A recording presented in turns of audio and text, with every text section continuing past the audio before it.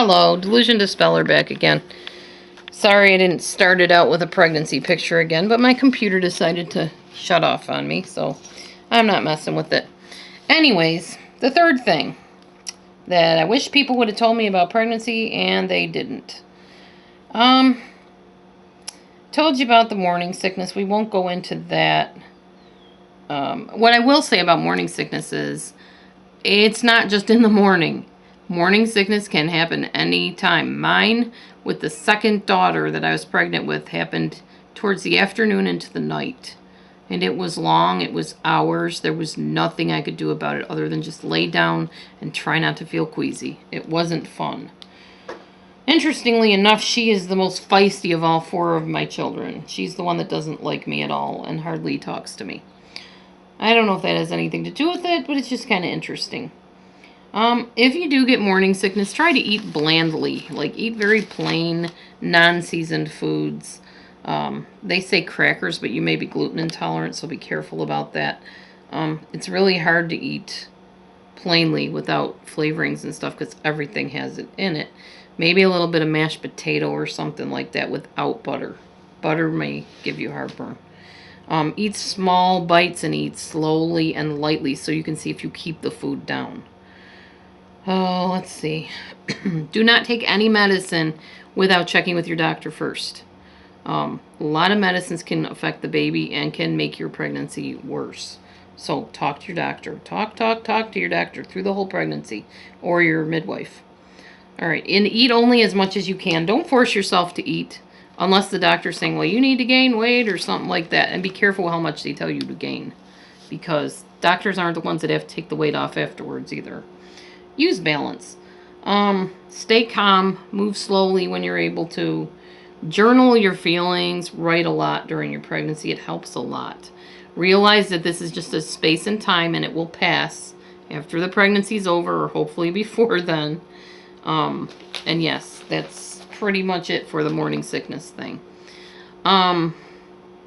Avoid sick people when you are pregnant. It is terrible to be sick and pregnant. I did it with at least 2 of my children.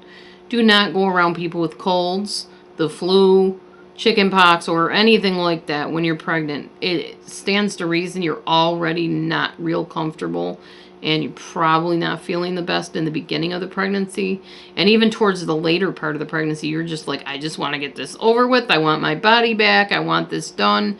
Don't get sick, because you will be miserable, and there's very little medicine you can take when you're pregnant, if any. So seriously, you probably can't even take cough medicine when you're pregnant, and that's miserable. All right. I'm going to go on to the next topic because this was kind of a short discussion about the morning sickness thing. So, smoking and drugs are not good for your baby. I know you've heard it, but I'm telling you, they are not good for your baby. And even if you don't see birth defects or problems with your baby when they are first born, that does not mean years down the line that that child or that adult that you've birthed is not going to have problems as a result of you not taking good care of your body. If you're smoking, please get help from your doctor about quitting the smoking. It's very important. If you're drinking or doing drugs, again, it all goes through your body, through your placenta, the little home the baby lives in, and it will damage your baby in some way, most likely. It's just not good for you. Garbage in, garbage out, I guess you could say. Remember that everything you eat, everything you smell, everything you experience feeling-wise is going through to your baby. That baby is not just a separate being from you while it's inside of you. It's connected inside your body to your uterus. So everything, and also the hormones and everything, are intermingling between you and the baby. And everything you experience, that baby's experiencing. If you're sad, believe me, your baby knows it. If you're angry, that baby can sense that, and it makes the baby uncomfortable. So while you're pregnant, take care of yourself. Stay out of stressful situations as much as possible. Don't panic. Don't get in panic modes. The baby can sense that too. So don't sit and watch horror movies or something that's going to scare the tar out of you, because you're scaring your baby or upsetting your baby too. Do the best you can, no matter what, during your pregnancy. Give yourself credit. realize that if you do smoke, it's not simply a physical addiction. It's also a psychological and physiological addiction. It's a cellular thing. I totally understand this because in college, I had to take health class, and I learned about smoking and what it does. I'm going to explain that in a minute. But let me confess that before I learned this in college, I was very much a, why can't you just get over it? Why can't you just put the dang cigarette down and stop doing it? It's not that easy. If it was something where it was just, well, I just feel like smoking, then you could put it down. It could, break it on your own, the addiction.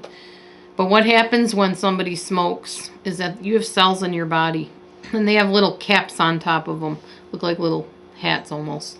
And when somebody smokes, the cell gives off this chemical that makes them crave the nicotine and the chemicals that are in the cigarette. So the person smokes, and the nicotine and everything goes into the cell, and then the cell caps over. Literally like gets a hat on it that or a cover that snaps shut on the cell. So that cell is literally kind of killed within itself.